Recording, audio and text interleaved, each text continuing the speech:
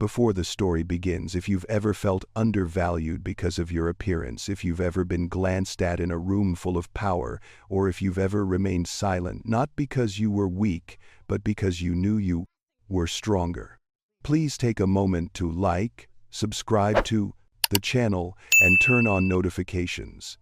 Because today's story isn't just for listening, it's for feeling, and perhaps for remembering for a long time. Aurora Air Group's Boeing 787 taxied slowly down the runway at John F. Kennedy Airport in New York. Outside, the late autumn sky was a pale gray, a gentle breeze blowing, carrying just enough chill to make one pull up their collar. Inside the first-class cabin, everything was almost completely silent. Not the kind of uncomfortable silence. It's the kind of silence that's paid for with thousands of dollars. Cream-colored leather chairs, soft yellow lighting, the gentle clinking of crystal glasses against silver trays, the aroma of freshly brewed coffee mingled with the subtle scent of sandalwood. In seat 2A by the window on the left, a black woman was sitting upright, her hands resting lightly on her lap. Her name is Danielle Carter. She was in her early 30s. Not particularly striking. Not wearing heavy makeup. She wore a charcoal gray sweater, dark trousers, and black flats. No elaborate jewelry. Just a thin watch on her left wrist. At first glance, many would think she's some kind of mid-level professional who just got a last-minute promotion, or perhaps the assistant of someone very important. Danielle didn't care about the stares around her. She'd been used to it for a long time. She looked out the window where New York City was shrinking beneath a thin veil of clouds. For that brief moment she took a deep breath, slowly, very slowly. It wasn't because she was nervous, it was because she was reminding herself of something familiar. Always stay calm. True power doesn't need to speak. A few seats away, other passengers were preoccupied with their own worlds. A middle-aged man was reading the Wall Street Journal, turning the pages very quietly. An elderly couple was whispering about the weather in San Francisco. Another person had headphones on, their eyes closed as if they didn't want to exist in this airplane cabin. No one paid attention to Danielle. And she didn't need to, until he showed up. Heavy footsteps echoed from the entrance to the first-class cabin. No hurry, no hesitation. Each step carried a sense of possession. That man's name is Howard Blake. Around 55 years old, fair skin, salt and pepper hair neatly combed, a perfectly tailored navy blue suit, a shiny heavy metal watch. He dragged his suitcase behind him, his eyes scanning each seat as if inspecting his territory. Howard Blake was the kind of person who was used to being given way. Used to people standing up when he entered a room. Used to his voice ending every argument. He stopped at seat number 2. He looked down at the ticket. He looked up. Then his gaze froze. Seat 2B, and next to him is Danielle. 1 second. 2 seconds. There was no immediate response. Just a very slight frown, an almost unconscious tightening of the jaw. Howard turned to the flight attendant standing nearby. "Excuse me," he said, his voice low, clear, and so polite it was hard to find fault with him. "It seems there's been a misunderstanding." The flight attendant, Emily Harris, smiled professionally. "No, sir. Your seat is 2B. Howard tilted his head, his gaze still fixed on Danielle as if she were an out-of-place object. "I understand," he said slowly, "but I usually fly this route. And first class used to be different." Emily paused for a moment. "What do you mean?" Howard didn't answer immediately. He looked at Danielle again, this time for longer. Danielle felt that gaze. She had felt that kind of gaze her whole life. She didn't turn. She didn't react. She didn't change her posture. "Just tighten your grip a little." Howard exhaled through his nose. "She doesn't belong here." The words were not loud, not harsh, not directly offensive. But the whole cabin seemed to sag. Emily stood still. A few passengers looked up. Someone stopped flipping through a newspaper. Danielle continued to look out the window, silent, a profound silence. Like the moment before a clap of thunder, Howard continued, his voice still even. "Perhaps we should double-check the list. I pay for privacy. To a certain standard." Emily swallowed hard. "Sir, she has a valid ticket." Howard chuckled faintly. "Some people always have valid tickets, don't they?" Danielle closed her eyes for a very brief second. Old memories flashed through her mind. Meeting rooms where she was asked, "Whose assistant are you?" Presentations interrupted. Times when she had to prove herself twice as hard, just to be recognized half as good. She opened her eyes. He still didn't turn around. It's not because she's afraid. It's because she's making a choice. Choose the time. Outside, the aircraft engines began to hum. A loudspeaker announced that the plane was preparing for takeoff. And in that first-class cabin, no one knew that. In just a few hours, the entire power structure they were familiar with would be completely overturned. What about you? If you were Danielle, would you speak up right now? Or continue to remain silent? Stay here. The story has only just begun. The plane began to taxi more slowly, then came to a stop in the takeoff queue. The engines roared softly and steadily like a giant heartbeat, preparing to accelerate. In the first-class cabin, the lighting was dimmed. A few passengers pulled thin blankets over their laps. The occasional soft click of seatbelts could be heard. On the surface, everything seemed normal, but beneath that calm exterior, a tense current was silently coursing through each seat. Danielle Carter is still seated in seat 2A. She didn't lower her head. She didn't flinch. She didn't pretend not to hear. She simply kept her back straight, her gaze fixed on the window where the gray sky was gradually expanding. In that moment, Danielle let her mind wander, not to escape reality but to keep herself from reacting instinctively. She is very familiar with this type of situation. No fuss, no rudeness from the start. Instead, begin with polite remarks, so polite that if you react, you'll be seen as overly sensitive. She doesn't belong here. That saying isn't new. It's just wrapped in a more sophisticated form. Danielle had heard it in many different forms over the past 20 years. Howard Blake sat down in seat 2B. He neatly placed his briefcase under the seat in front of him, adjusted his tie, and leaned back in his chair, as if this were where he had always belonged. But his eyes never left Danielle. It wasn't a curious gaze, not one of inquisitiveness. Rather, it was the gaze of someone trying to understand why their familiar order had been disrupted. Howard pressed the button to call the flight attendant. Ding. The sound was low but clear. Emily Harris appeared almost immediately. Her smile remained, but her eyes showed a hint of tension. "Sir, how can I help you?" Howard lowered his voice, just loud enough so that no one could tell he was causing trouble. "I just wanted to confirm," he said, "the airline's seating arrangement policy. I've been flying with Aurora Air Group for over 10 years. I know first class is usually different." Emily tilted her head slightly. "Sir, all the passengers in this compartment have valid tickets." Howard smiled very faintly, a smile that was not at all happy. "Yes, I have no doubt about that," he said, "but sometimes the system makes mistakes. Or there are exceptional cases." Emily felt her palms were slightly sweaty. She understood perfectly well the exceptional circumstances that Howard Blake was referring to.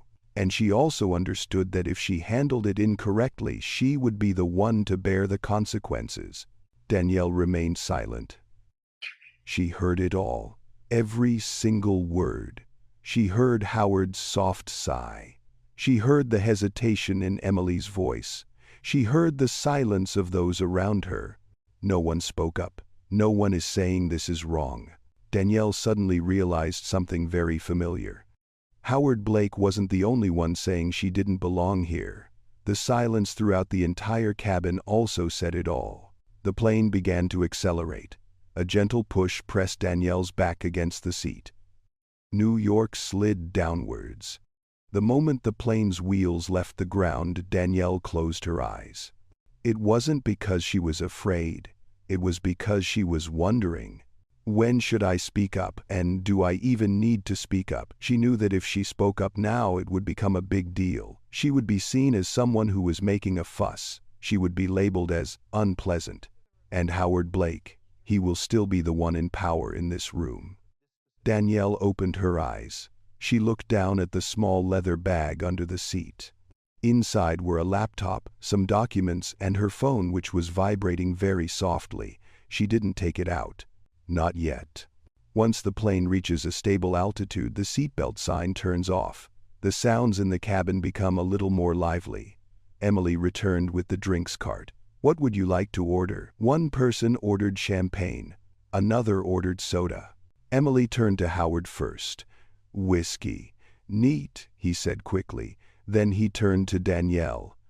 What would you like? Emily asked, her voice softer. Danielle turned her head for the first time since Howard boarded the plane. She looked at Emily, not at Howard. Water, no ice. Thank you. Her voice was calm. There was no defiance, no defensiveness. Howard raised his eyebrows slightly. He looked Danielle up and down as if trying to find something that didn't match. When Emily left, Howard leaned back slightly. Do you fly this route often? He asked. Danielle didn't answer immediately. She looked out the window for another second. Then she turned away. Not often, she said, but enough to know I'm in the right place. His voice was neither high nor low, not cold, just certain. Howard chuckled softly. First class used to be where people worked their whole lives to get it. Danielle nodded slightly. I agree. Howard waited, but Danielle said nothing more. The atmosphere between the two of them froze.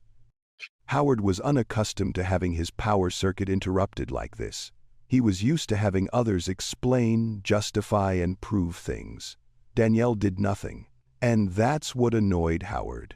In the back, an elderly passenger let out a soft sigh. Another person glanced at their phone as if trying to escape the moment. Nobody wants to get involved. Nobody wants to take sides. Danielle realized that, and she had a very strange feeling inside. Not sad, not angry, but it's obvious. It's clear how this society works. It's clear why it took her so many years to learn how to be silent at the right time. She placed her hand on the armrest. Her fingers tightened slightly, then relaxed. Not now, she told herself. Let them tell us everything themselves. The plane continued its westward flight, and in that first-class cabin the tension simmered, waiting for a moment of explosion. The plane had stabilized at cruising altitude. The sky outside turned a pale blue, stretching endlessly into the distance. In the first-class cabin, everyone had gradually retreated back into their own world. Or at least that's what they pretended to be. But between seats 2A and 2B, the atmosphere remained as tense as a rope stretched beyond its limit. Howard Blake took a sip of whiskey. He held the glass very firmly, as if clinging to something familiar. Control. Superiority. The feeling of still being above. He glanced at Danielle Carter. She was opening her laptop. The screen lit up, casting a soft reflection on her calm face. No social media, no movies. Just lines of text data tables, and a chart paused on an unfinished page. Howard frowned. It wasn't out of curiosity about the content. Rather, it was because he felt uneasy seeing someone he considered not belonging here behaving so freely. What do you work in? Howard asked. The question sounds harmless, but the tone is anything but. Danielle typed a few more lines, then stopped. She closed her laptop very slowly. She placed it neatly on the tray. She turned to look at Howard. I work in the investment field, she said. Howard raised an eyebrow.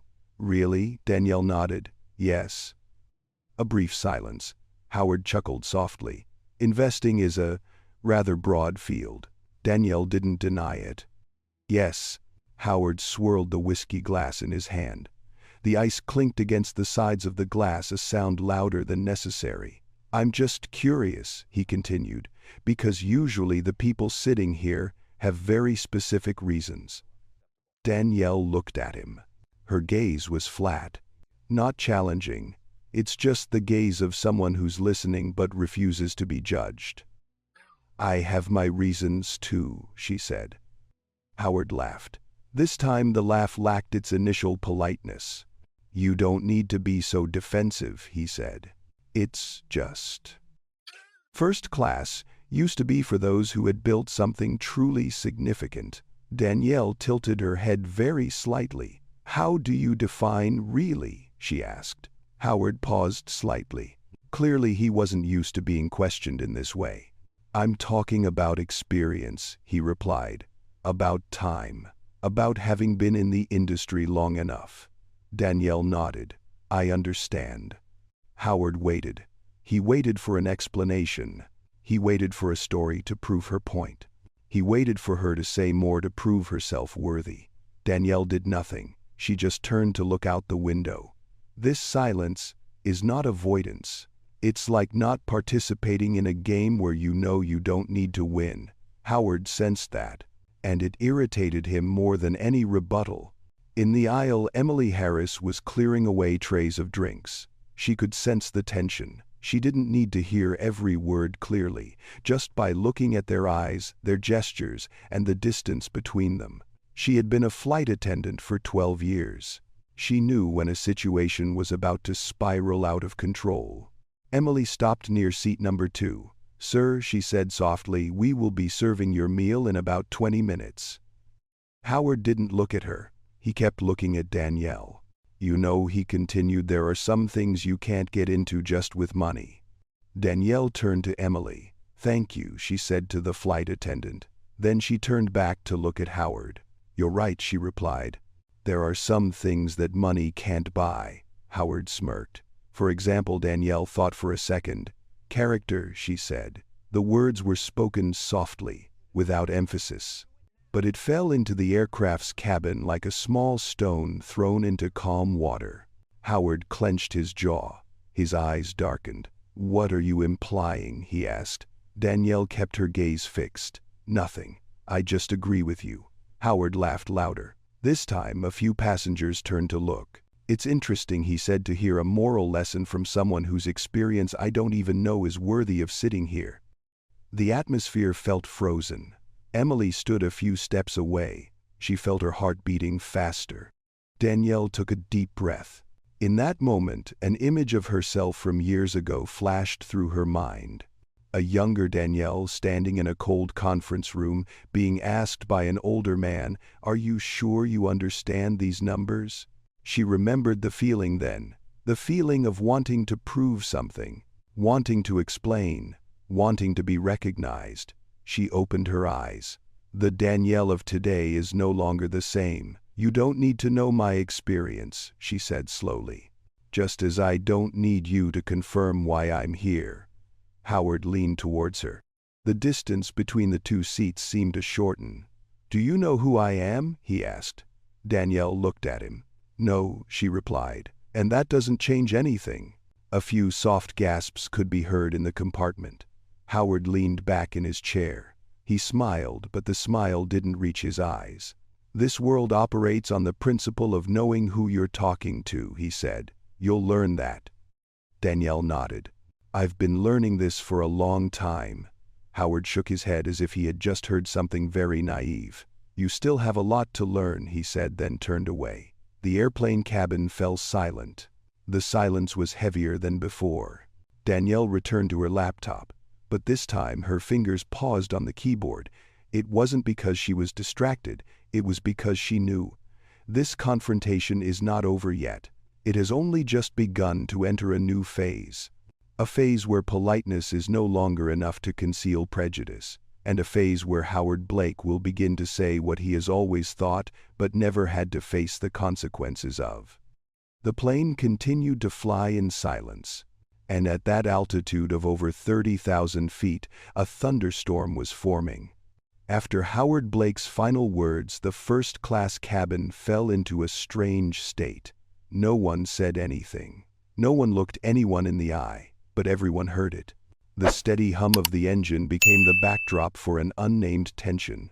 Some passengers pretended to adjust their blankets. Others checked their phones even though there was no signal. This silence is not peace. It is collective avoidance. Danielle Carter sat upright, her shoulders relaxed. On the surface she was the same as before, but inwardly she was observing very closely. She watched Howard turn away his hand, still gripping the whiskey glass tightly. She watched Emily Harris slow her pace each time she passed row 2. She watched the people around her choose not to take sides. Danielle didn't blame them. She understood. Not everyone is safe enough to speak up.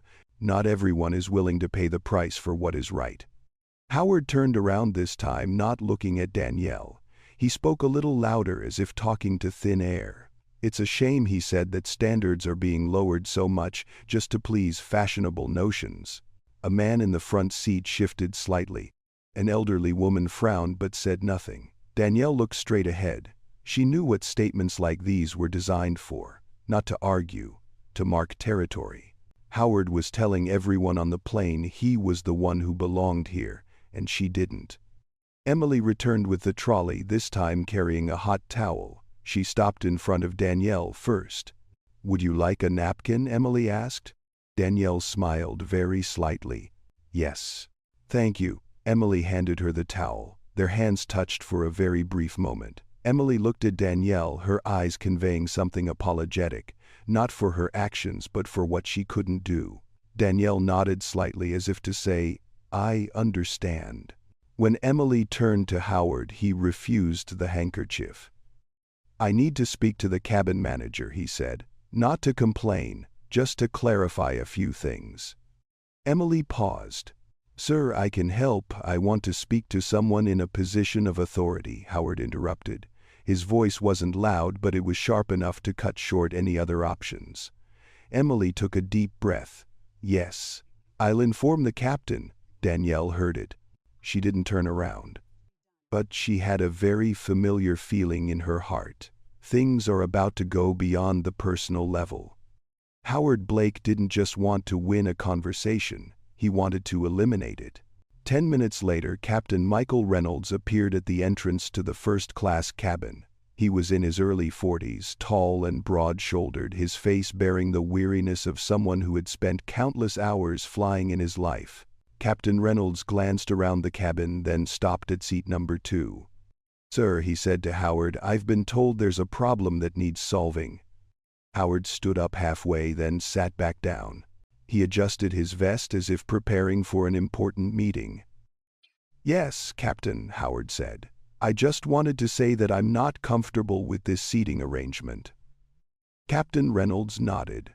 "Specifically," Howard tilted his head toward Danielle. "This is a long flight. I need space to work, and I don't think this is the right environment." Danielle turned to look at the captain for the first time since the start of the flight. Her gaze was calm. No pleading, no defensiveness. "Miss Carter," Captain Reynolds said, "do you have anything you'd like to share?" Danielle thought for a second.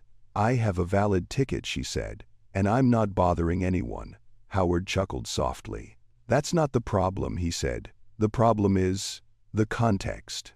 Captain Reynolds sensed it. He'd heard enough complaints to know when a statement carried a deeper meaning. "Mr. Blake," he said slowly, "all passengers here are treated equally according to the airline's policy." Howard leaned back in his chair. "I understand policy," he said, "but experience can't be dictated by policy." A moment of silence fell. Captain Reynolds looked at Danielle. Then he looked at Howard. "He stands in the middle, between profit and fairness. Between a loud-mouthed customer and a silent passenger. Perhaps," Captain Reynolds said, "to maintain the comfort of the flight we could consider another option." Danielle looked at him. She knew where that sentence led. Howard knew that too, and he smiled. "For example," Howard asked. Captain Reynolds took a breath. "For example, Miss Carter could move to a different seat. We'll make adequate compensation." The airplane cabin held its breath. Danielle felt the gazes directed at her. Some were curious, some were expectant. Don't expect her to resist, expect her to yield. Danielle didn't answer immediately. She looked at Captain Reynolds, then she looked at Howard. In that moment, a very quiet struggle was taking place in her mind. If she agrees, everything will be over quickly. She'll be praised for being pleasant. No one will be embarrassed. But at that very moment she knew. She was about to reinforce an old familiar message, that her silence was consent, that her calmness was weakness. Danielle took a deep breath. She placed both hands on the armrests of the chair. Then she slowly stood up, not fast-paced, not dramatic, just enough for everyone in the compartment to realize she wasn't planning on retreating. Howard looked up at her, his eyes gleaming with something akin to an early victory. Captain Reynolds waited for an answer. Danielle looked straight at him. "I'm not moving," she said. Her voice was low, clear, not shaky. A few hushed whispers could be heard. Howard smirked. "You're making things more complicated than necessary," he said. Danielle turned to look at him. "No," she replied. "I'm just staying in my place." The air in the compartment was thick and heavy. Before Captain Reynolds could say anything more, Danielle spoke up. "But she said, I agree that we can't sit next to each other in this situation." Howard squinted. "Finally you understand," he said. Danielle looked straight at him. Her gaze was so calm that it made Howard uneasy. "No," she said, "the person who needs to move isn't me." Silence descended upon the airplane cabin. Deeper, heavier. And at that moment everyone understood that something very significant was about to be said. As Danielle Carter stood there in the middle of the first-class cabin, all eyes were on her. But in that moment Danielle could no longer see Howard Blake. She also couldn't see the captain or the passengers who were holding their breath in anticipation. She is looking at her own past. Danielle remembers vividly the first time she learned the value of silence. She was 23 years old, a recent MBA graduate walking into a Chicago boardroom in the cheapest suit she could afford. She was the only black person in the room, and the youngest. An older man looked her up and down and asked, "Are you an intern?" Danielle smiled and replied politely. She explained she provided her qualifications, achievements, and figures. And then she realized, the more she talked, the less they listened. Years later at another meeting, someone else interrupted her and said, "What do you mean? Just say it briefly." Danielle remained silent, not because she didn't have an answer, but because she understood that sometimes people don't want to hear the truth. They just want to maintain their familiar order. It was in those moments that Danielle learned something very important. Silence is not surrender. It is a strategy. Back in the airplane cabin, Danielle noticed her heartbeat had become surprisingly steady. No faster, no slower. She wasn't angry with Howard Blake. In fact, she hadn't been angry with people like him for a long time. Anger requires energy, and Danielle has learned to use her energy for things that are more valuable. She knew what Howard was thinking. He thought her silence was a sign of insecurity. He thought that with enough pressure she would give in, just like so many before her. But Howard didn't know. Danielle had sat in rooms where a decision could affect tens of thousands of people. She had signed documents that changed the course of entire corporations. She had heard far stronger opposition. Compared to all that, Howard Blake is just noise. Danielle looked at Captain Michael Reynolds. She saw hesitation in his eyes, not because he didn't know what was right, but because he knew the price of doing the right thing in a system accustomed to compromise. Danielle understands that. She's been in that position before. She didn't want to turn him into an enemy. She just wanted him to see clearly. "I understand you're trying to maintain peace," Danielle said, her voice still low and even. "But peace cannot be built on one person leaving simply because another feels uncomfortable with their presence." Captain Reynolds swallowed nervously. Howard laughed contemptuously. "You're turning a personal matter into a social issue," he said. Danielle turned to look at him. "No," she replied. "He did that from the beginning." Howard was about to say something but then stopped, not because he was convinced, but because he wasn't used to being stared at like that. Danielle sensed a different gaze. She turned her head and saw Emily Harris standing a few steps away. Emily's gaze was no longer averted. It carries something very fragile, like hope. Danielle understood that look. She had once been Emily. She had once stood on the line between speaking out and keeping herself safe. Danielle nodded slightly at Emily. Not as a promise, but as reassurance. You are not alone. Howard exhaled heavily. What do you think you're doing? He asked. Who do you think you are? This question was so familiar that Danielle almost burst out laughing. She had heard it her whole life, from people who didn't want her in their room, from people who didn't want her sitting at their table, from people who didn't want her to exist in what they considered their own place. Danielle didn't answer immediately. She looked around the first-class cabin. Look at the people sitting there, people who are used to comfort, to being given preferential treatment, to not having to explain their presence. Danielle thought about this. How many of them have ever had to prove they deserve to sit there? She turned to look at Howard. I'm a passenger, she said. Just like you. Howard smirked. Don't pretend to be modest, he said. You know perfectly well you're different. Danielle nodded. Yes, I'm different. Howard looked up, thinking she had finally admitted what he suspected. Danielle continued. I'm different in that, she said, I don't need to make other people disappear to feel like I belong. That statement doesn't need emphasizing. It finds its place in the air on its own. A woman in the front seat let out a soft sigh as if she had been holding her breath for too long. Captain Reynolds looked at Danielle, then at Howard. He began to understand that this was no longer simply a matter of seating arrangements. It's about who is allowed to exist without asking permission. Danielle felt something very clear in her heart at that moment. She wasn't standing there just for herself. She was standing there for the times before when she'd had to sit down. For the times she'd left the room to keep the peace. For people like Emily standing there hoping someone safe enough would speak for them. She also knew, if she took this step, everything would change. There's no turning back. Danielle took a deep breath. Don't tremble. Don't rush. She was ready. Captain, she said, turning to look at Captain Reynolds, I will not move, and I do not need compensation. Howard shook his head and chuckled. You're very stubborn, he said. Danielle looked at him. No, she replied. I just don't bow my head anymore. The airplane cabin fell into a long silence. A moment of silence is no longer about avoidance. It's about waiting. And at that moment, everyone sensed that Danielle Carter wasn't just defending a seat. She was about to reveal a truth that no one in this compartment was ready to face.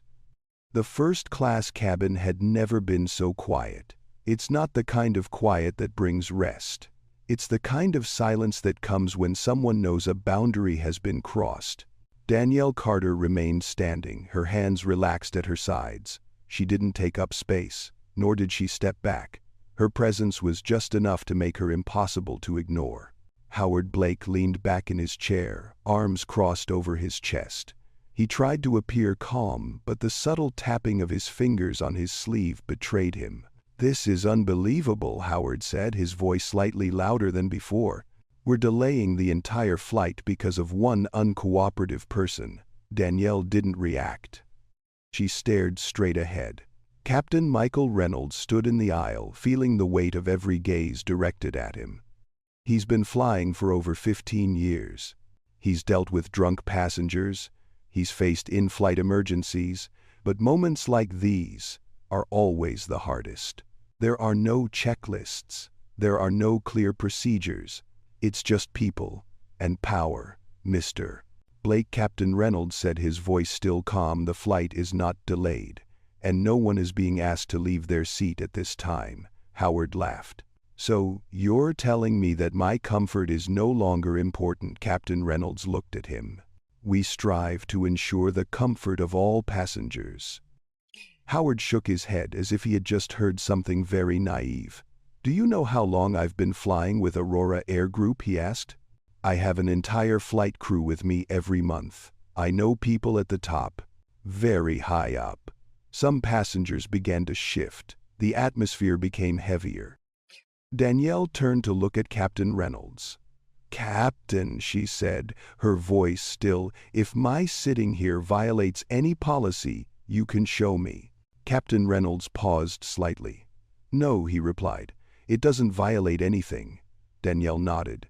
"Then this is no longer a policy issue," she said. "It's a matter of choice." Howard sat up halfway.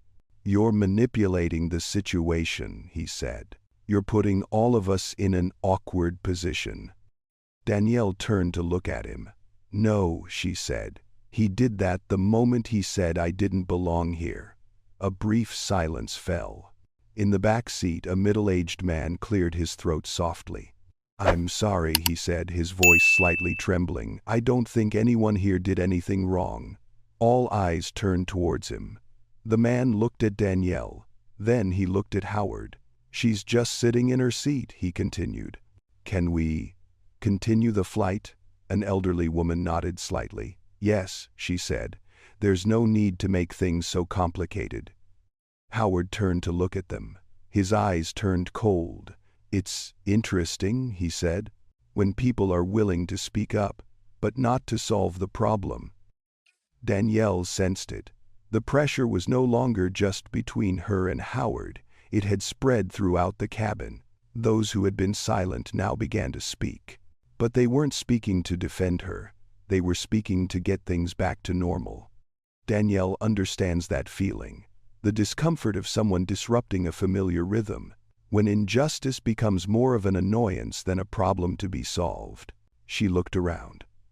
These faces aren't malicious. They just look tired. Danielle turned to look at Captain Reynolds. "Captain," she said, "I don't want to make this flight more difficult for anyone." Howard smirked, thinking she was about to give in. Danielle continued, "But I can't make it easy by disappearing either." Some people bowed their heads, as if that remark touched something very personal. Emily Harris stood at the back of the compartment, her hands clasped together. She looked at Danielle with a worried expression. Emily knew this could end in two ways. Either Danielle will be asked to leave, or Howard Blake will lose control. And neither is good. Howard breathed heavily. "I want to speak to the executive department," he said. "Right now." Captain Reynolds nodded. "I'll contact them." Danielle wasn't surprised. She had anticipated this move. Howard Blake was the kind of person who believed that if enough pressure was applied in the right places, the system would bend to his will. Captain Reynolds turned and walked towards the cockpit. "The first-class cabin is in a waiting state." Nobody said anything more. Danielle sat down in her chair. Not because she felt inferior, but because she no longer needed to stand. She has said enough. Howard sat back down, but his eyes remained fixed on her. "Do you know what will happen?" he asked, his voice low. "They'll choose the easiest way." Danielle looked at him. "Maybe," she said. "But the easy way isn't always the right way." Howard smirked. "You put too much faith in the system." Danielle shook her head slightly. "No," she replied. "I believe in exposing the system." Howard didn't understand that statement. Not yet. A few minutes passed. Captain Reynolds returned. His face was more serious than before. "Mr. Blake," he said, "we've contacted the operations department. They're looking into the situation." Howard nodded, appearing satisfied. Danielle remained calm. She looked out the window. Outside, white clouds drift slowly by. The world at this altitude looks so peaceful. Danielle thought about that. How many injustices have occurred during this period of peace? She thought of those who would never be heard, those who were asked to leave for the sake of peace, those who had learned to shrink themselves so as not to cause trouble.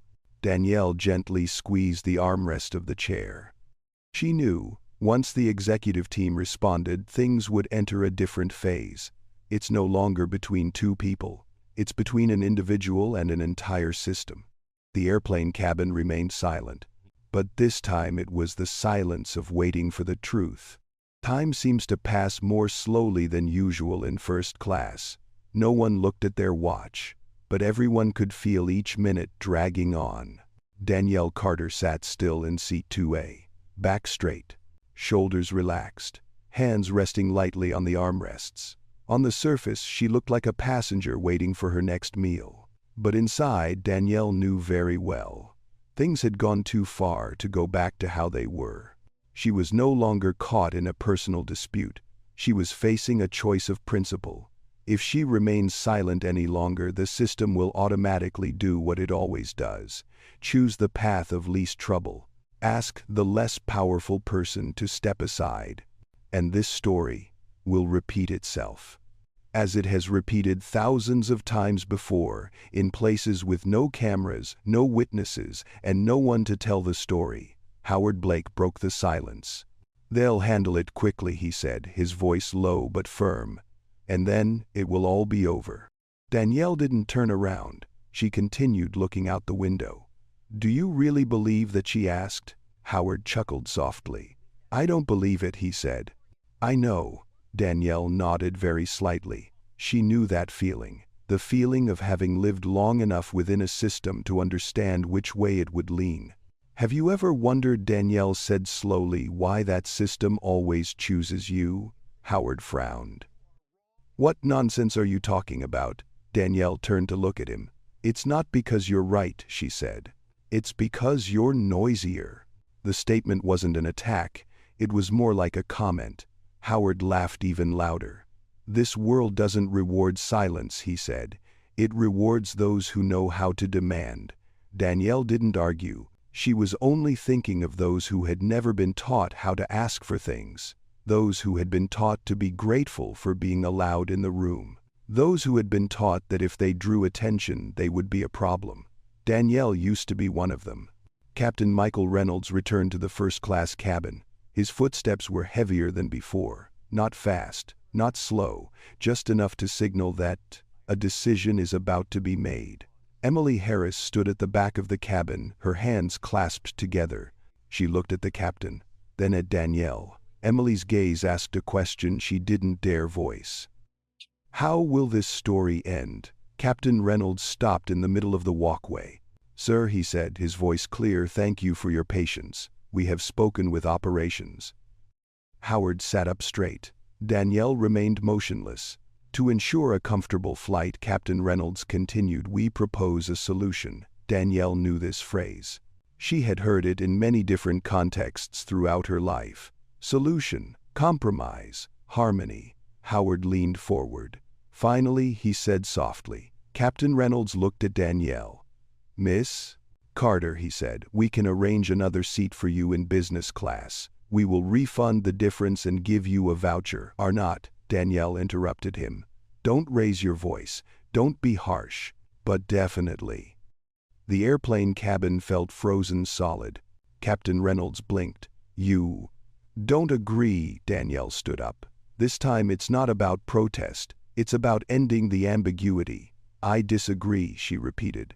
"Because that proposal doesn't solve the problem. It only shifts the problem elsewhere." Howard shook his head and gave a wry smile. "You're being unreasonable," he said. "You're being offered an honorable exit." Danielle turned to look at him. "Honor doesn't come from disappearing," she said. "It comes from standing still." Captain Reynolds took a deep breath. "Miss Carter," he said, "I understand your point of view, but I need to consider the entire flight." Danielle nodded. "And so do I," she said. "That's why I can't leave." A passenger in the seat in front spoke up. "Excuse me," the person said, their voice strained. Could we just continue the flight?" Danielle turned to look at the person. Her gaze softened. "I'd like that too," she said. "But that can only happen if no one is asked to disappear just to make others feel better." The airplane cabin fell silent again. It's no longer about avoidance. It's about confrontation. Captain Reynolds looked at Howard. Then he looked at Danielle. He knew that forcing Danielle to leave would be following precedent, but it would also confirm that the louder the voice, the better. "Mr. Blake," Captain Reynolds said, "we cannot force Miss Carter to leave her seat." Howard slammed his hand down on the armrest. "Then I will file a complaint," he said. "At the highest level." Danielle looked at him. "You have that right," she said, "just like I have the right to sit here." Howard jumped to his feet. "Who do you think you are?" he asked, his voice rising. "Do you think you can challenge this entire system?" Danielle looked straight at him. She didn't answer immediately. In that moment she thought of all the times she had chosen to remain silent. The times she had stepped aside. The times she had told herself that this wasn't worth making a big deal out of. She realized it was those very moments that taught the system that it could keep going.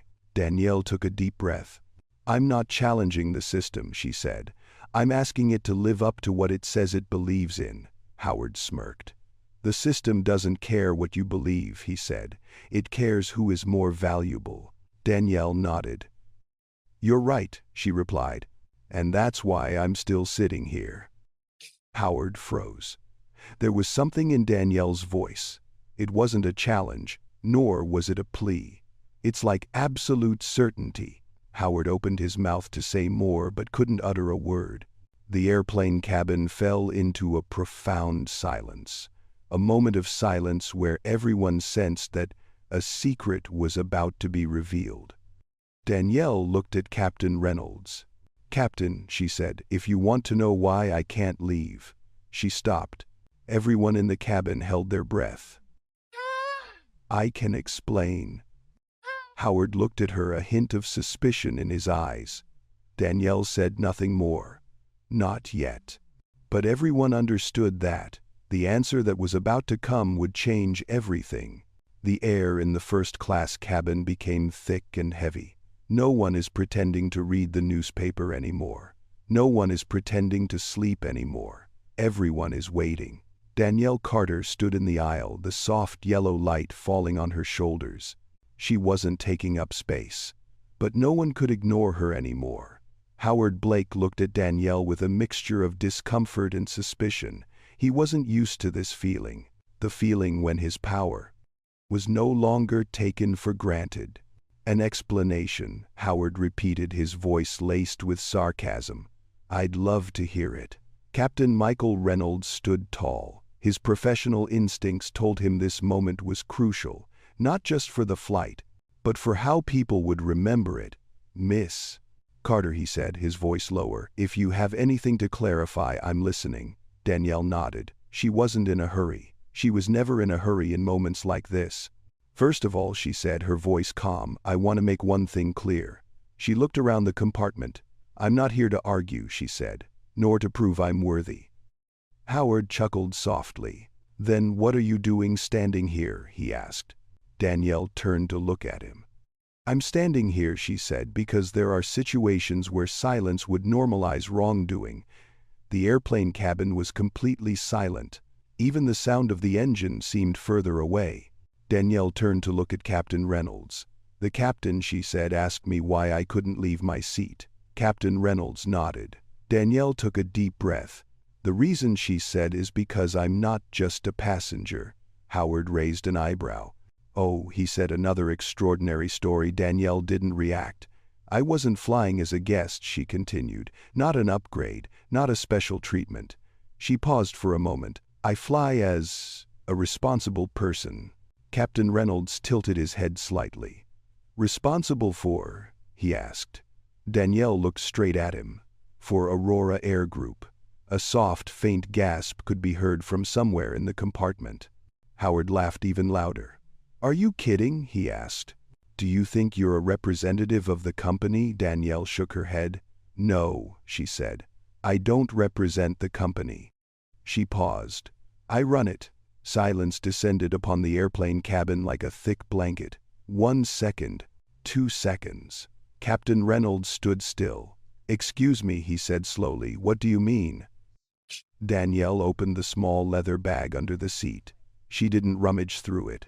She took out a thin, neatly clipped folder of documents. She gave it to Captain Reynolds. "The deal was finalized this morning," she said. "My fund now holds a controlling stake in Aurora Air Group." Captain Reynolds took the document. He looked at the first page. Then he looked more closely. The color on his face changed very quickly. Howard Blake narrowed his eyes. "That's enough of this," he said. "You can't just—" Captain Reynolds raised his hand, signaling for silence.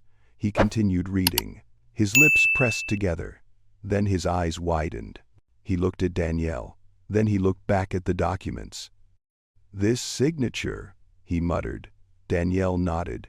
"It's mine," she said. The airplane cabin was no longer silent. A few murmurs escaped. A woman whispered, "Oh my God!" Someone behind her gasped. Howard Blake jumped to his feet. "Impossible," he said, his voice rising. "Do you think I'll believe that Captain Reynolds looked up?" "Mr. Blake," he said, his voice changing noticeably, "I need you to sit down." Howard looked at him. Then he looked at Danielle. "Are you saying you own this airline?" he asked. Danielle neither nodded nor denied it. "I said," she replied, "that I am responsible for the decisions made regarding it." Howard let out a dry laugh. "You're wearing a sweater," he said. "You've been sitting here for hours and nobody knows who you are. And now you tell me to believe that." Danielle looked straight at him. "You don't know who I am," she said, "because you never thought you needed to know." That statement hit the mark more effectively than any accusation. Captain Reynolds closed the file. He straightened up. "Miss Carter," he said, his voice now quite different from before, "I apologize for not informing you sooner." Danielle nodded. "I don't need an apology," she said. "I need clarity." Howard turned to look at Captain Reynolds. "Do you believe this?" he asked. Captain Reynolds looked at Howard.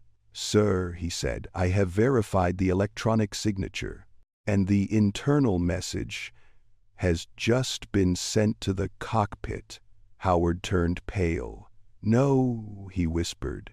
Danielle looked at him. "You're right about one thing," she said softly. "The system cares about value." She stopped. "But value isn't always loud and clear." Howard took half a step back. His briefcase fell to the floor with a dry, clinking sound. No one laughed. No one cheered. The airplane cabin is not the place of victory. It is the place of truth. "Captain Reynolds Quay," sang Danielle. "How do you want us to handle this situation?" he asked. Danielle thought for a second. She looked around. "Look at Emily Harris standing silently at the back of the cabin. Look at the passengers who still didn't quite understand what was happening. Look at Howard Blake, who, for the first time all flight, was silent." "I don't want anyone to be humiliated," Danielle said. "And I don't want this flight to become a stage." Howard looked up, but Danielle continued, "I can't just let this slide as if it never happened either." She turned to Captain Reynolds. "Mr. Blake said I didn't belong here," she said.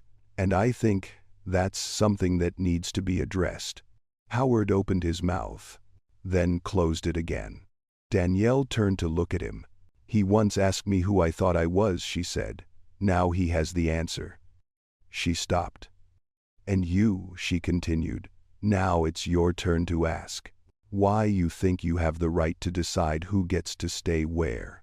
The airplane cabin fell silent, a silence unlike anything before. No more avoidance, no more tension. All that remains is awareness. Danielle sat down in seat 2A. No victory, no celebration. It's simply about returning to your rightful place. And at that moment, everyone understood that things would never be the same again. The murmurs in the first-class cabin have died down. No one whispered. No one secretly filmed. No one dared to laugh. The truth has just been spoken. No more sound is needed. Danielle Carter sat back in seat 2A and buckled her seatbelt. The gesture was so ordinary that it became frightening. She didn't look around to gauge a reaction. She wasn't seeking validation. She wasn't waiting for an apology. She just sat down. And that's what caused the aircraft cabin to change. Howard Blake remained standing. He stood as if he hadn't yet grasped what had just happened. It was as if the ground had shifted, yet he still believed he was standing in the right place. "No," Howard said, his voice hoarse. "That's impossible." No one answered. Captain Michael Reynolds was the one who broke the silence. "Mr. Blake," he said, his voice low and firm, "I need you to sit down." Howard turned to him. "You can't take this seriously," he said. Just because of a stack of papers. Captain Reynolds didn't raise his voice, but his tone changed completely. "This isn't just a stack of papers," he said. This is a structure of ownership. Howard looked at Captain Reynolds. Then he looked at Danielle. She planned this, he said, his voice trembling slightly. She sat there the whole flight letting me reveal myself. Danielle turned to look at him. No, she said, I'm just letting him be himself. That statement wasn't accusatory. It was more like an obvious truth. Howard shook his head. Do you think you've won? He asked. Do you think a few signatures can teach me a lesson? Danielle looked at him, her eyes not angry, just tired. I'm not here to teach you, she said. I'm here to protect those who can't protect themselves. Howard burst into loud laughter, but it was a broken, unjoyful laugh. You're speaking like an activist, he said, not a businesswoman. Danielle tilted her head. I'm an entrepreneur, she said. That's why I understand. Culture creates more long-term profits than fear. Captain Reynolds took a step forward. Miss Carter, he said, as the current head of operations at the company, how would you like us to handle this situation? The entire cabin held its breath once again. Howard turned sharply to Danielle. You can't do this, he said. You can't turn a flight into a courtroom. Danielle nodded. You're right, she replied. This isn't a trial. She paused for a moment. This is the consequence. Danielle Quay sang Captain Reynolds. First of all, she said, I want Mr. Blake to sit down. We don't need any more drama. Howard paused. Danielle looked at him. Sit down, she said softly. You've said enough. There was something about that voice that brooked no argument. Howard slowly sat down in seat 2B. No one helped him. No one looked at him with pity. He's just a man who has lost the privilege of being taken for granted, Danielle continued. Secondly, she said to Captain Reynolds, I want this whole thing to be documented. Howard looked up. Record it, he asked. What do you intend to do with it? Danielle didn't look at him. The recording is to prevent the system from pretending it didn't see anything, she said. Captain Reynolds nodded. We will prepare a full report, he said. Danielle Quay sang Emily Harris. Emily, she said, calling the flight attendant by her first name. Are you all right? Emily was taken aback. She hadn't expected that question. Yes, Emily replied, her voice trembling slightly. I'm fine, Danielle nodded. If you need to take notes on anything regarding behavior in the cabin, Danielle said, I want you to know that it is encouraged. Emily took a deep breath. For the first time during the flight, she stood straighter. Howard looked at the scene with a bewildered expression. What are you doing? He asked. You're turning everything upside down. Danielle turned to look at him. No, she said. I'm putting it back in the right place. Howard smirked. What do you think a report can change? He asked. I've seen hundreds of reports just sitting in drawers. Danielle nodded. Yes, she said. If no one is looking. She took out her phone. No rush. No fuss. She opened an internal application. The screen lit up. But things will be different, she said, when the person reading the report is me. Howard turned pale. She can't. Danielle looked up. He's on a flight, she said. Of an airline. She stopped. And I am responsible. That statement doesn't need emphasizing.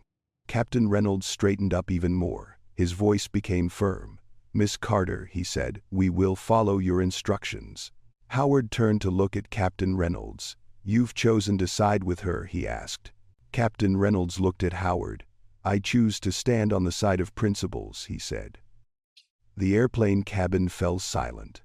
A silence unlike anything before. It wasn't the silence of fear. It was the silence of re-establishing order. Danielle put the phone down. She looked out the window. Outside, white clouds continue to drift by. The world remains as peaceful as ever, but inside this airplane cabin, everything has changed. Howard sat in silence. For the first time during the entire flight, he said nothing. Danielle didn't look at him. She didn't need to. She knew what was going on in his head. He was realizing that his power always existed because of the silence of others. And when that silence disappeared, what remained was just an ordinary human being. Captain Reynolds is preparing to return to the cockpit. Miss Carter, he said before leaving, if you need anything. Danielle shook her head. No, she said. I just need this flight to continue. Captain Reynolds nodded. Emily Harris began pushing the serving cart back. The meal would be served soon. Life on the flight goes on. But no one in first class could pretend that they hadn't just witnessed something very important. Danielle closed her eyes for a moment, not to rest, but to keep myself from being swept away by emotions. She knew this wasn't the end. This is just the first moment. The consequences are beginning to become apparent. And at that altitude of over 30,000 feet, Howard Blake began to understand that power doesn't disappear in a flash. It dissolved in the silence of those who were no longer afraid. The lights in the first-class cabin dimmed. The announcement of preparation for landing sounded steady and calm. Ladies and gentlemen, we will be landing shortly. Those familiar words had never sounded so harsh. Danielle Carter opened her eyes. She wasn't asleep. She was just letting her body slow down enough to keep her mind alert. Beside him, Howard Blake sat still. His hands rested on his lap. No more tapping his feet. No more shaking his legs. A silence quite different from the silence before. It's not stress, it's helplessness. Howard knew. From this moment on, things would no longer be in his hands. The airplane cabin was preparing to descend. The change in pressure caused my ears to feel slightly heavy, but the heaviest sensation didn't come from my body. It comes from perception. Emily Harris walked down the aisle checking the seat belts. When she reached row 2, she paused for a moment. "Are you all right, Emily?" asked Danielle in a very low voice. Danielle nodded. "Okay, thank you." Emily looked at Howard. Then she looked at Danielle. She said nothing more. But her eyes had changed. No more avoidance. No more fear. That's the look in someone's eyes, someone who's just realized they have the right to be respected. Howard sensed that. He leaned towards Danielle, his voice lowered. "Do you think this is the end of it?" he asked. "Do you think I'll let you off the hook after this?" Danielle looked at him. "No," she replied. "I think he'll do what he always does." Howard smirked. "And what is that?" he asked. Danielle didn't answer immediately. "He'll try to control the narrative," she said slowly. "He'll make phone calls, send emails, meet with the right people." Howard chuckled softly. "So you understand me," he said. Danielle nodded. "I understand you," she said, "because I've worked with many people like you." Howard tilted his head. "And they won," he said.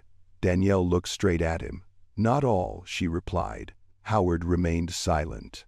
The aircraft's wheels touched the runway, a decisive touch. Then a prolonged scraping sound. The airplane cabin shook slightly, then it gradually stabilized. Some passengers breathed a sigh of relief as if they had just completed a longer than usual journey. But for Howard Blake, this was just the beginning. The plane taxied into the gate. Normally by this time, people like Howard would have already gotten up, grabbed their luggage, get ready to rush out of the cabin. He remained seated today. Captain Michael Reynolds appeared in the hallway once again. His voice rang out clearly. "Please remain seated. We need to complete a short procedure before opening." The first-class cabin held its breath. Howard turned sharply to Danielle. "What did you do?" he asked. Danielle looked straight ahead. "There's nothing to do but tell the truth," she replied. Howard clenched his fists. "You have no right to detain me," he said. Danielle turned to look at him. "I'm not holding him back," she said. "The system is doing its job." Howard chuckled sarcastically. "The system," he repeated. "The system has always been on my side." Danielle nodded. "In the past," she said. The airplane cabin was eerily silent. Footsteps echoed from outside the compartment door. Clearly, definitely.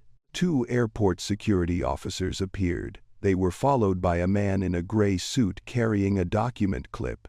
Howard jumped to his feet. "What the hell is going on?" he shouted. The man in the gray suit looked at the name tag. "Mr. Howard Blake?" he asked. Yes, Howard replied, and I demand an immediate explanation. The man nodded.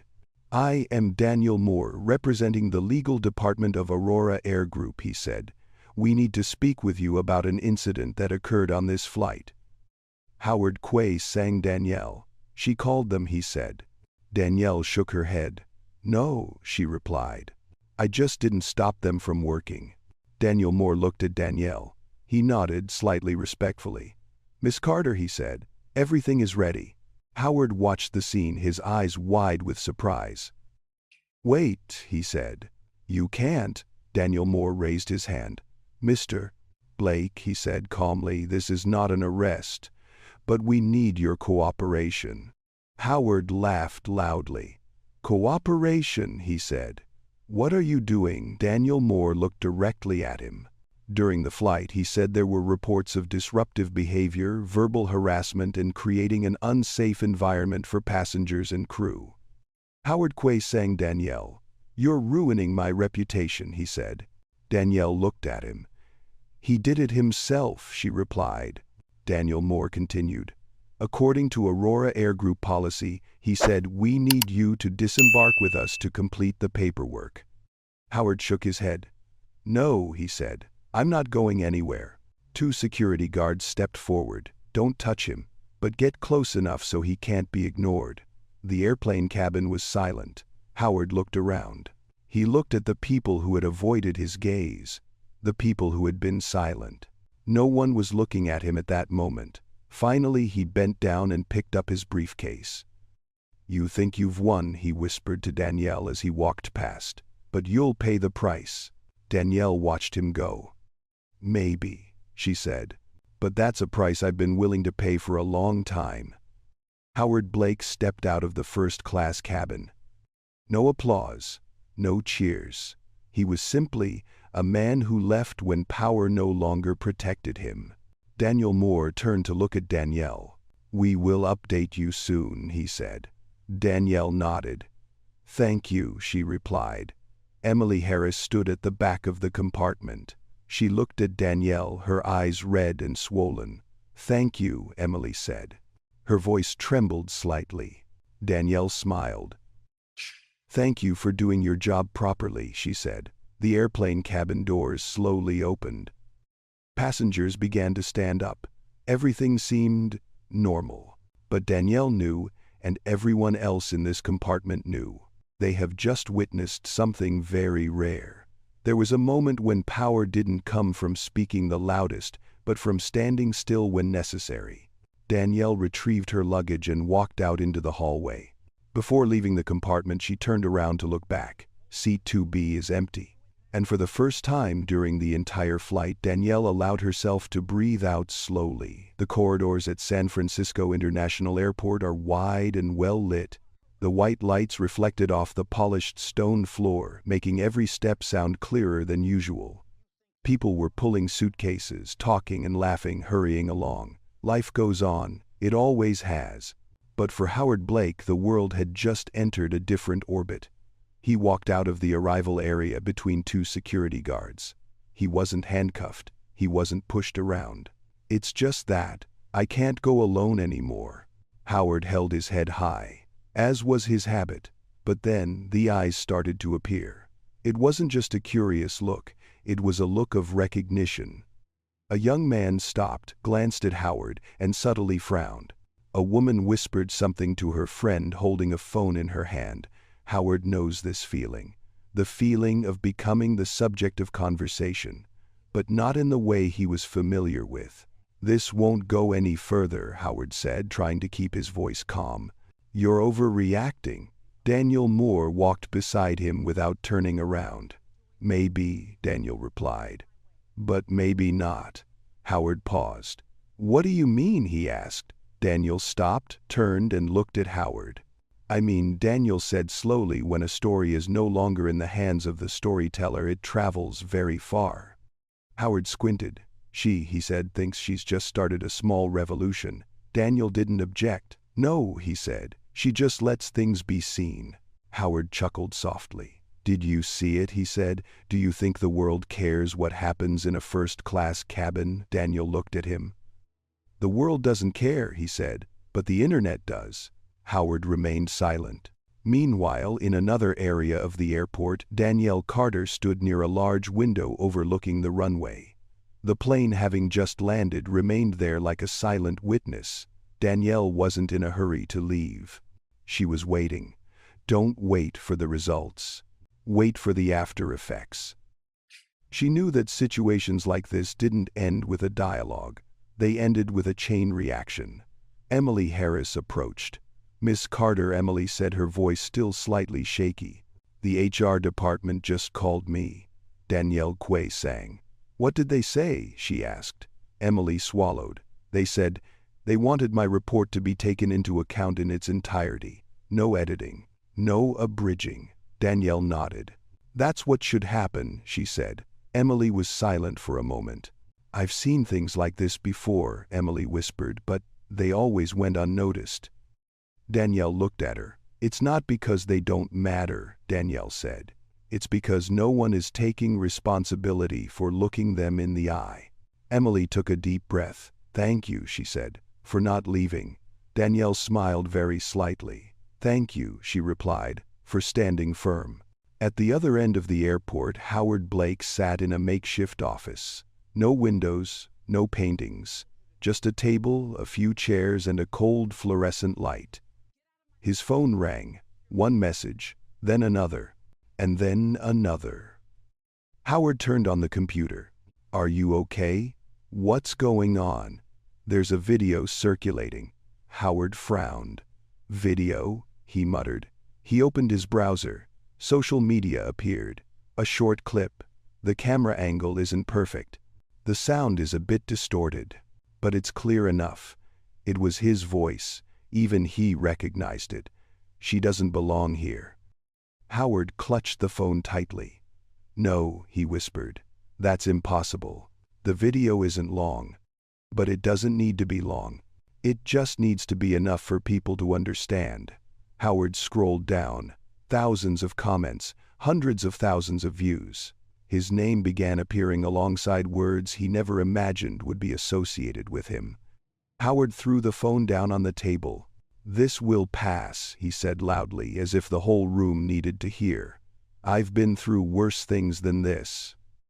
The phone vibrated again. A phone call. The name displayed is board assistant. Howard hesitated for a second. Then he picked up the phone. "Hello," he said. The voice on the other end was straightforward. "Howard," the man said, "the board is requesting an emergency meeting." Howard chuckled softly. "Of course," he said. "It was just a small misunderstanding." There was a moment of silence on the other end of the line. "They've seen the video," the person said, "and they're not calling it a misunderstanding." Howard jumped to his feet. "You can't, Howard," the voice interrupted. "Come to the office as soon as possible." "The call has ended." Howard stood there, alone. For the first time in many years, he didn't know who to call next. At that same moment, in a glass building in downtown San Francisco, Danielle Carter walked into a meeting room. No fanfare, no welcoming ceremony. It was just a group of people waiting for her. Daniel Moore stood up. "We have received confirmation," he said. "The report has been sent to the entire executive board." Danielle nodded. "Any feedback?" she asked. Daniel inhaled. "There are many," he said, "and not all of them are easy to listen to." Danielle smiled slightly. "Pleasant feedback usually doesn't change anything," she said. A woman in the room spoke up. "Miss Carter," she said, "we're going to face a lot of pressure. From the media, from our partners." Danielle looked at her. "I know," she said, "but pressure is no excuse for silence." She paused for a moment. "It's a reason to do it right." The afternoon passed. News spread quickly. It's not just videos. Other stories are starting to emerge. Those who had met Howard Blake, those who had remained silent, those who had thought that speaking out wouldn't change anything. They started speaking up. Howard sat in the car, watching the city flash by through the window. San Francisco is still beautiful, but he no longer sees it the same way as before. The phone vibrates. This time it was a short message. We need to talk. Right now. Howard closed his eyes. He thought about the airplane cabin, about the woman who hadn't left her seat. For the first time, a very unpleasant thought arose. Perhaps she was right. But that thought was quickly dismissed. Howard opened his eyes. "Not yet," he said softly. "It's not over yet." Meanwhile, Danielle stood by the office window watching the city lights come on. She knew things were going in the right direction. It's not easy, it's not gentle, but that's true. And somewhere in this city, a man is gradually coming to understand that. Once the airport doors close, the outside world won't wait for him to adapt. Evenings in San Francisco fall very quickly. The glass buildings reflect the city lights like vertical shards of mirror. A breeze blows from the bay, carrying the distinctive coolness of the West. Howard Blake sat in the black sedan, his hands on his lap, his eyes fixed straight ahead. The driver said nothing. The atmosphere in the car was heavy, as if someone had just slammed all the windows shut. "Come to the office," Howard said curtly. The car started moving. Howard told himself that everything was still under control. He had faced crises before. He had been scrutinized by the press. He had been pressured by partners. Things like that will eventually pass. But deep down, another part of Howard knew very well. This time, it wasn't like the previous times. The top-floor meeting room at Howard's company was brightly lit. The board of directors was present in full. No one stood up when Howard walked in. No one exchanged pleasantries. Just serious faces and a large screen showing the video from the airplane cabin. Howard stopped. "No need to review," he said. "I know you've seen enough already." The chairman of the council, a man with gray hair, spoke up. "Howard," he said slowly, "we don't care what you said in the heat of the moment." Howard raised an eyebrow. "Well, that's fine," he said, "because it's a personal matter." The man shook his head. "No," he said, "it's no longer a personal matter." He pointed at the screen. "You are the face of this company," he said. "And that behavior is having direct consequences." Howard inhaled. "What are the consequences?" he asked. Another person spoke up. "3 major partners have requested clarification on our perspective regarding corporate culture." Another person. "An investment fund is reconsidering its investment." Howard chuckled softly. "Just because of one video?" he asked. "Are you going to let social media control the company?" The chairman of the board looked directly at Howard. "No," he said. "We intend to let trust guide the company." The room fell silent. Howard felt his throat dry up. "What do you want?" he asked.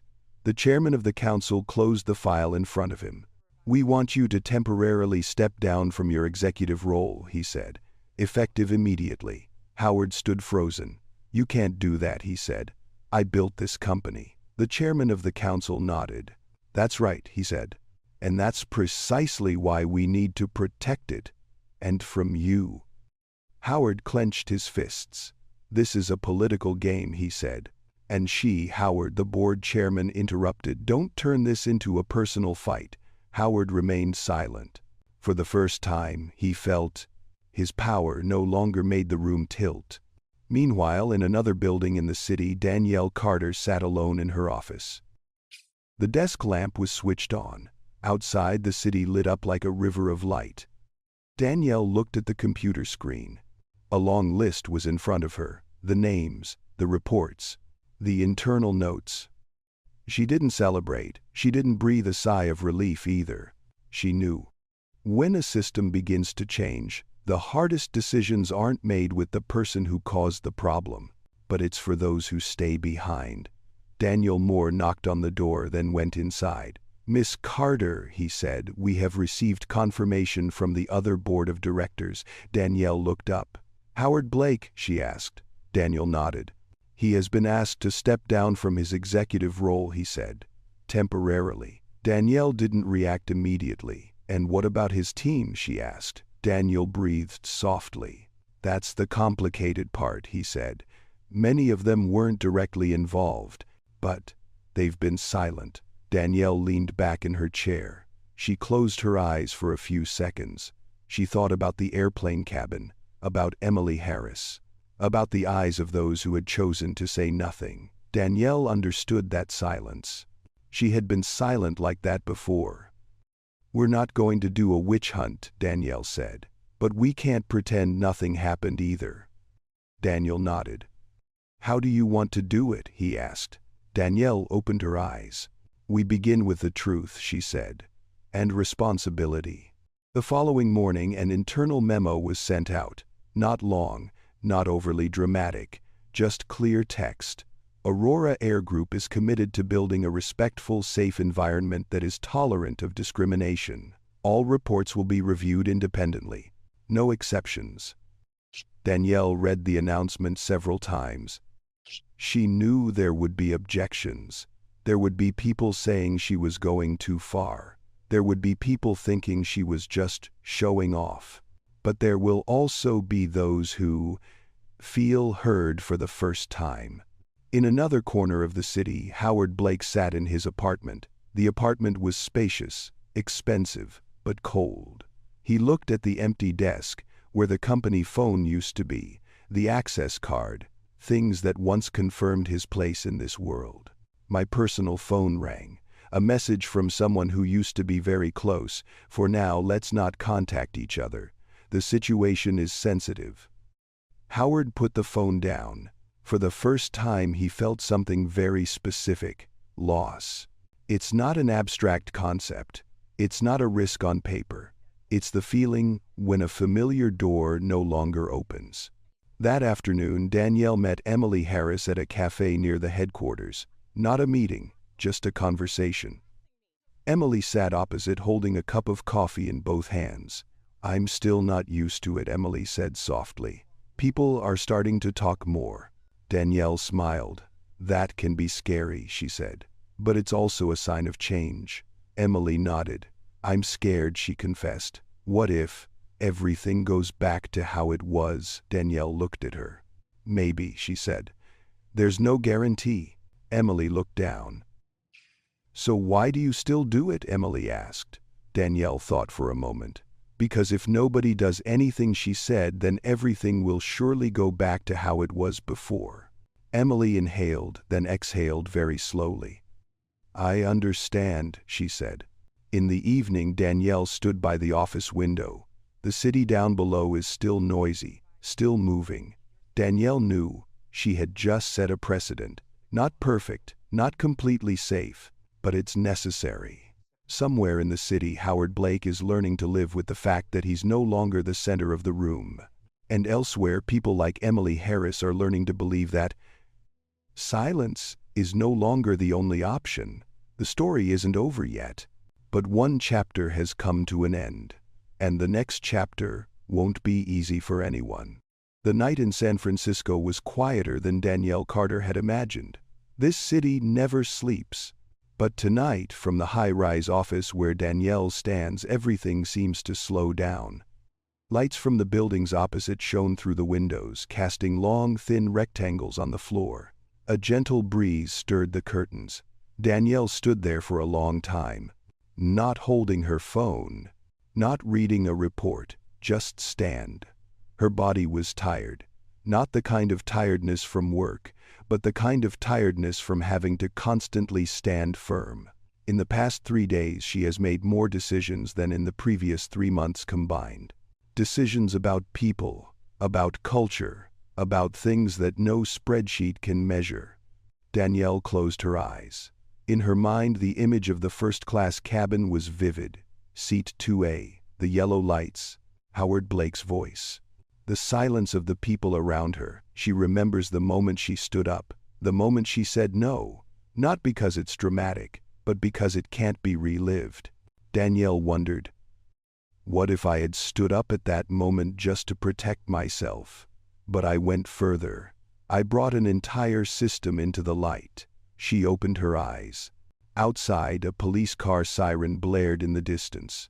The sound was brief and then faded into the night.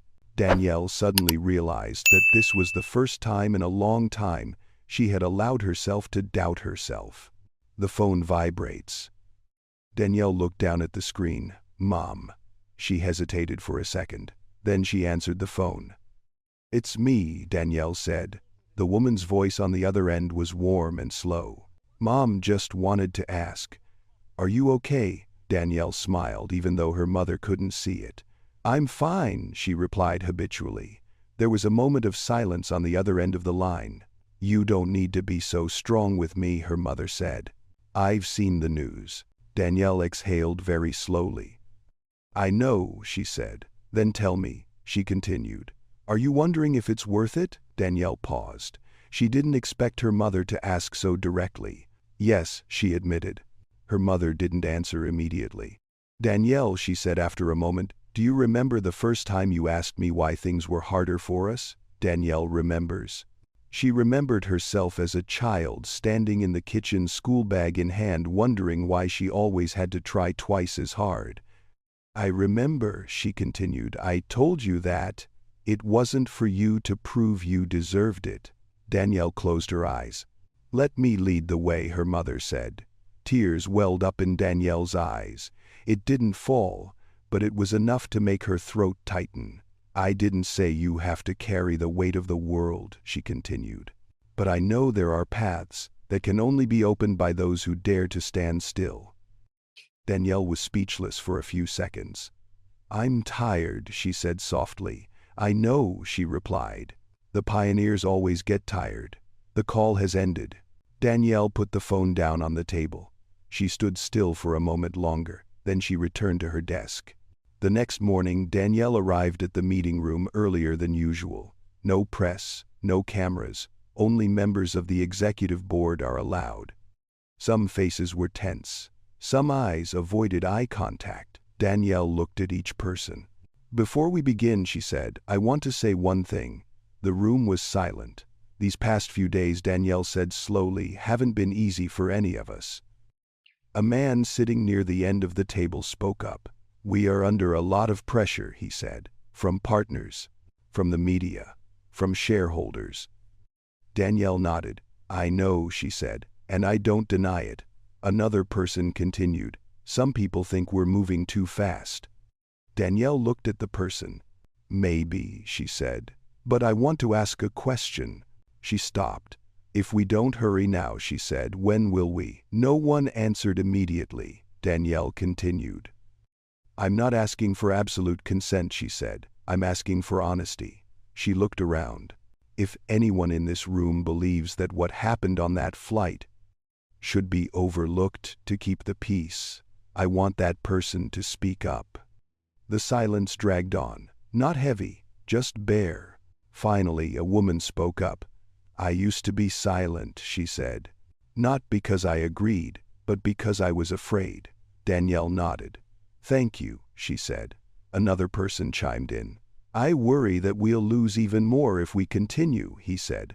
"But I also know that if we stop, we'll lose ourselves." Danielle smiled softly. "That's the question," she said. "What do we want to keep?" The meeting lasted a long time. Not harsh, not dramatic, but every word was heavy. That afternoon, Danielle received an email. No long headlines, just one line. "She made me think. Sender Emily Harris." Danielle read it over and over again. "It's not about the content. It's about the feeling," she answered briefly. "Thank you for telling me." Danielle knew that the real change didn't come from internal announcements.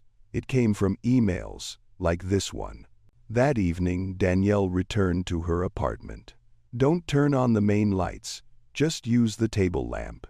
She changed her clothes, made a cup of hot tea, and then sat down on the sofa. Her body gradually relaxed. For the first time in days, Danielle allowed herself to do nothing at all. No strategy, no plan, just a human being. She thought about Howard Blake, not with anger, but with a very simple question. What made him the person he is? Danielle didn't have an answer. And she realized she didn't need to have it. Her job wasn't to fix people. It was to fix the systems that allowed that behavior to exist. Danielle set her teacup down. She looked at her watch. "It's late. Tomorrow will be the start of something new, and it won't be any easier than today." But at this moment in this quiet room, Danielle knew one thing for sure. Despite being tired, despite being suspected, despite having to pay the price, she has no regrets for standing firm. Because changes only happen when someone dares to stop in the midst of the familiar flow and say, "No, that's enough." It was a foggy morning in San Francisco. The tall buildings were shrouded in a thin layer of mist, as if the city were trying to conceal what had happened during the night. Traffic was still heavy. The cafes were still open. The world doesn't stop because one person falls apart. But for Howard Blake, this morning was unlike any morning he had ever known. He sat alone in the large apartment, the long dining table never having been used properly. The coffee has gone cold. The phone is silent. No more barrage of calls. No more assistants reminding you of appointments. No more feeling needed. Howard looked at the television screen. The news is playing. This isn't about him. Not directly. But he knew. He was there amidst the nameless words. Following the controversial incident on the Aurora Air Group flight, many companies began reviewing their internal culture. Howard turned off the TV. He stood up and walked to the window. From above, the city appears smaller. For the first time in his life, Howard Blake felt like he was no longer on top. At the same time, at Aurora Air Group headquarters, Danielle Carter was attending a closed-door meeting. Not a strategy meeting, not a media meeting, but it was a meeting about people. Daniel Moore opened the file. "We have completed our review," he said. "Howard Blake has been officially removed from all positions associated with Aurora Air Group." Danielle nodded. "What about the next clause?" she asked. Daniel hesitated. "There's a proposal," he said. "From the advisory council." Danielle looked at him. "What did they propose?" she asked. Daniel inhaled. "They suggested making a stronger statement, more personal, calling him by his name, putting an end to it completely." The room was silent. Danielle leaned back in her chair. She had anticipated this. "And what do you think?" she asked Daniel. Daniel thought for a moment. "Legally," he said, "we can do it, and it will be supported." Danielle nodded. "And what about the human aspect?" she asked. Danielle didn't answer immediately. "From a human perspective," he said after a moment, "it will leave him with no way back." Danielle looked down at the table. She recalled the moment Howard Blake sat silently on the plane. No more arrogance, no more shouting. Just a man, stripped of the role he always used to conceal his true self. Danielle looked up. "We won't do that," she said. Daniel was surprised. "Are you sure?" he asked. "It will help us close the story." Danielle shook her head. "No," she said. "It only provides temporary emotional satisfaction." She stopped. "I didn't build Aurora to crush people," she said. "I built it to change the way people treat each other." Daniel nodded slowly. "I understand," he said. That afternoon, Howard Blake received an email. Not long, not sensational. "Sender Aurora Air Group, Office of the CEO." Howard read. Then read it again. There were no accusations, no harsh words. It was just an official announcement, and the last paragraph made him pause for a long time. Aurora Air Group believes that responsibility comes with the opportunity for change. "We will not be continuing our partnership, but we are not seeking to destroy the individual either. The path forward is his choice." Howard let go of her hand. Email doesn't fall. It sits there like an unlocked door. Howard laughed. It wasn't a mocking laugh. It was a dry, hollow laugh. He muttered. "She still chooses to stand taller." Howard sat down in the chair. For the first time in years, he didn't know who he was when he no longer held a title. No more nameplates. No more meeting rooms. Only one stark question remains. What kind of person have I become? That evening, Danielle Carter attended an internal briefing. No large stage, no bright lights. It was just a small room, and the staff sat in a circle. Danielle didn't stand. She sat with them. "I'm not here to tell a victory story," she said. "I'm here to talk about responsibility." Everyone listened in silence. "What happened on that flight," Danielle said, "is not uncommon." She looked around. "It's only rare because this time, we didn't turn away." One person raised their hand. "Do you regret it?" the man asked. "For pushing things this far," Danielle thought for a second. "There are nights," she said, "when I wonder if I've hurt anyone." The room fell silent. "I don't, Mordango," and contacted it into deceit. "But I also wonder," she continued, "if I remain silent, how many other people will I hurt?" Nobody said anything. Danielle smiled slightly. "Leadership isn't about always being right," she said. "It's about taking responsibility for the choices you make." A few days later, Howard Blake appeared in an unexpected place. A small career counseling center. No fancy signage, no receptionists in suits. Howard was standing in line. No one recognized him. Or if they did, they didn't care. Then it was his turn and he entered the room. A middle-aged man sat opposite. "What do you need our help with?" the man asked. Howard was silent for a few seconds. He said, his voice sounding strange. "I don't know what I'll do next." The other person nodded. "So that's a starting point," he said. Howard sat there. No more leather chairs, no more large wooden tables. Just a human being, learning to look back at themselves. Danielle Carter stood by the office window gazing at the city at night. She knew this story was about to end, not with applause, not with schadenfreude, but with a long silence.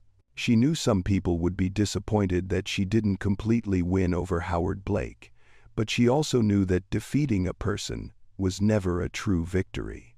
Danielle turned off the lights. Tomorrow she will resume her work, not as a hero, but as someone who chose not to turn away. And sometimes that's the hardest thing. If you followed this story this far, you can probably sense it too. This is not a story about victory, nor is it a story about revenge. Rather, it's a story about very small moments when people are faced with a choice and choose something different. 3 months after that flight, San Francisco entered autumn.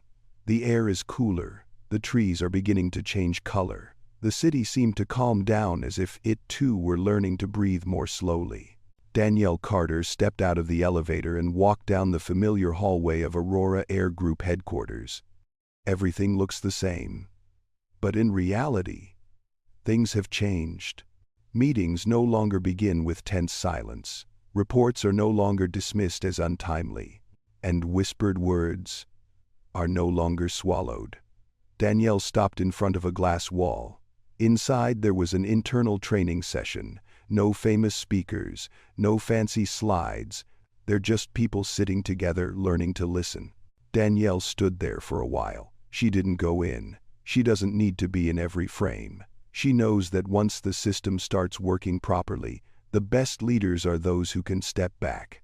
Elsewhere in the city, in a much older building, Howard Blake sat in a small classroom. No electronic whiteboard, no large meeting table. There was just a circle of plastic chairs and a whiteboard. Howard held the pen in his hand. These hands have signed multi-million-dollar contracts. They have tapped the table to give orders. They have silenced others. Now it trembles slightly. "Could you share?" the instructor said calmly. "The last time you realized you had hurt someone." Howard looked down at the floor. There is no immediate answer.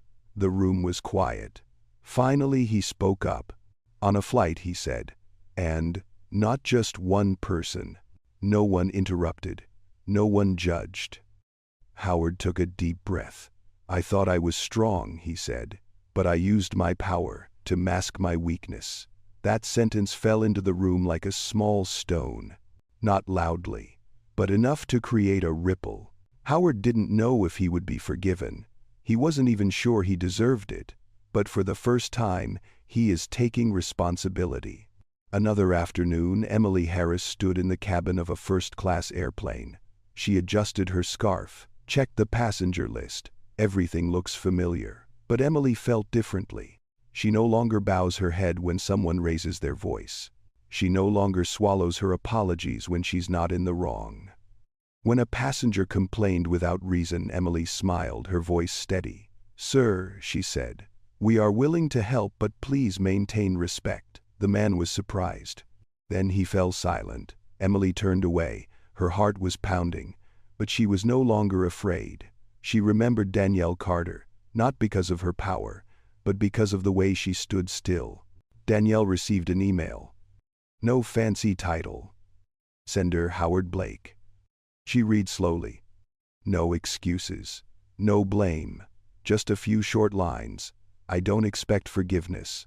I just want to say, I'm starting to understand, and I'm sorry." Danielle didn't answer immediately. She put the phone down. She looked out the window. She neither smiled nor frowned, just a long, gentle sigh. She didn't know what Howard Blake's future held, and she didn't need to know. She understood that true change doesn't always require a clear-cut ending. A few weeks later, Danielle stood on the small stage of an internal conference. No bright lights, no loud applause. She looked down at the audience. "We often think," Danielle said, "that big moments will change the world." She stopped. But actually, she continued, "The world changes in very small moments." She described the flight. No details, no drama, just enough for people to understand. "I didn't stand up because I'm the CEO," she said. "I stood up because I'm a human being." The auditorium was silent. "And I believe," she continued, "any one of us can do it." This story doesn't end with anyone being ruined. It ended with some people starting to look back at themselves. Danielle Carter didn't become a hero. Howard Blake didn't become a complete villain. Emily Harris didn't become an icon. They are just people who have gone through a moment and haven't emerged the same way. And perhaps that's what's most memorable. If you've ever remained silent when you should have spoken, if you've ever feared losing your position, if you've ever wondered, should I stand up, this story doesn't provide the answer for you. It only reminds you of one thing: you never know whether you stand still or stand up, it will change someone's life. If you find this story relatable, please hit like to support the channel. Subscribe so you don't miss the next stories. And if you'd like, feel free to share your thoughts in the comments. What would you do if you were Danielle? And how would you change if you were Howard? Thank you for staying until the very end. See you in the next story.